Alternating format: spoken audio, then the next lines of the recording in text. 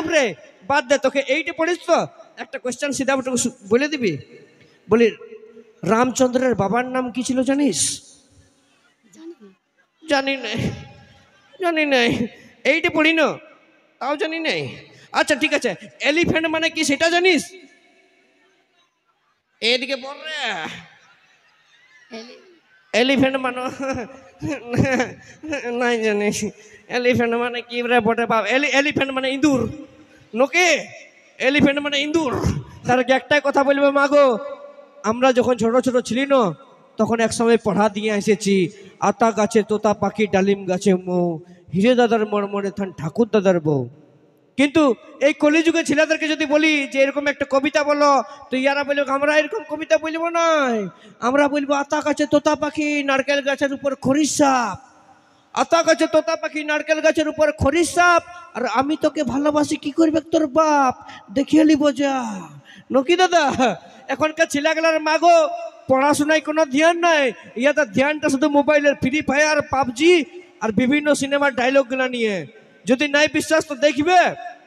এনো কি নাম বটে রে, মুখটা ঢাকা নিয়ে আসিস, কি নাম বটে তোর? নামটা টুকু বলে যা। ফুচকা। ফুচকা তেরা নাম? এনো টুকু নামটা বলে জানো কাকা নিয়ে আসো না, ওকে একটু নামটা শুধায়নি, ওর একটু নামটা বলে যা তোর। হ্যাঁ আচ্ছা, ও নাই তো ওর পরের টাকা নিয়ে আসো। হ্যাঁ মিডিলের, হ্যাঁ ওকে নিয়ে আসো। আইনো টেবিলটা চাপিয়ে নিয়ে চলে আইনো, চাপ লিস না, জয়ন্ত আছে, চাপ লিস না। বাহ, একবার এই ছেলেটার জন্য জোরদার হাতে তালি হয়ে যাক সবাই মিলে। বাহ, এনো কি নাম বটে রে তোর? আয়ুব। আয়ুব? আয়ুব তো বাহ। এ আয়ুব কোন ক্লাসে পড়িস রে? এইটে। এইটা পড়ে একবার জোরদার হাতে তলে হয়ে যাক, এইটা পড়ে ছেলেটা। এমন বড় হয়ে কি হবে রে? ডাক্তার না, ইঞ্জিনিয়ার না, পুলিশ হবে? কি হবে, কি হবে বলে দে।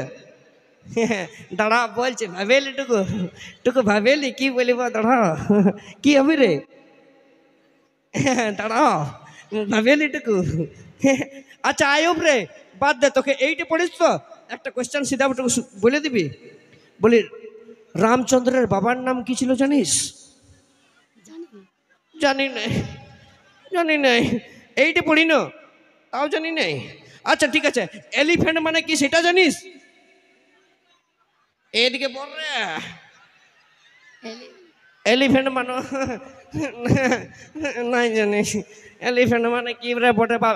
এলিফ্যান্ট মানে ইঁদুর নোকে, এলিফ্যান্ট মানে ইঁদুর নোকে আয়ুব রে, এলিফ্যান্ট মানে ইঁদুর। তো যাই হোক বাদ দে, ওগুলা নাম জানতে হবে। এমন টুকু একটুকু মানটা তো রাখ রে ভাই, এইটা পড়ি রে টুকু, আমার ইশারা দেখে বলে দে এটা কি বটে। ইয়া পুষ্পরাজ। ঝুঁকেগা নাই সালা। দেখলে মসি গো, এলিফ্যান্ট মানে জানে নাই, রামচন্দ্রের বাবার নাম জানে নাই, কিন্তু ইশারা দেখে ছিলাই বলে দিচ্ছে পুষ্পরাজ ঝুঁকেগা নেই। এনু আয়ুব রে, যদি পুষ্পরাজ ঝুঁকেগা নেই, তাহলে সকালবেলায় ঘুমায় উঠে যখন বাথরুম যায়গা, তখন কি পুষ্পরাজ দাঁড়াই দাঁড়াই করেগা?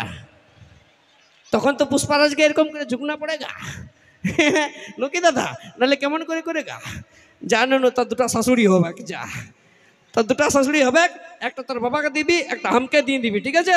আর আমার জন্য আমিও বেহাই করে নিব, তোমার জন্য আরেকটা খুঁজে দিব। তা ঠিক আছে, দেখলে গো মসিরা, কলিযুগের ছেলেদের পড়াশোনা কিছু বলার নাই, তাই নিয়ে আসছি মঞ্চ। 5 রুপিয়ে দিয়া, মানে ওই দিক থেকে ফাবড়াইন দিয়া নাকি হাতে দিয়ে যেতে পারতে বাবা, আমার বিড়ির দামটা তো হইতো। ফাবড়াইন দিলে কি বুঝতে পারবো, কারো হাতে লাগে যাবে নাকি? এনু সোনা গো, আমার সোনার চাঁদ গো। কি বললে দাদা ইয়ার আগের গানটাই? তোর বিহার দিনের সোনা, তোর ছামড়ায় আগুন লাগাইন যাব নাকি? কিন্তু মসিক যদি জয়ন্ত এই কথাটা বলতো তাহলে কি বলতো বলো না? তোর বিহার দিনের সোনা, 3 বার ভোজ খাইয়ে যাব নাকি? বিটি ছিলা যদি কানতে যাব, 2টা করে 6টা মিষ্টি তো খেতে পাবো নাকি দাদা? আনতে যাবো বিটি ছিলার জন্য, বাপ দরকার নাই, ভাবিস না, বুঝলি?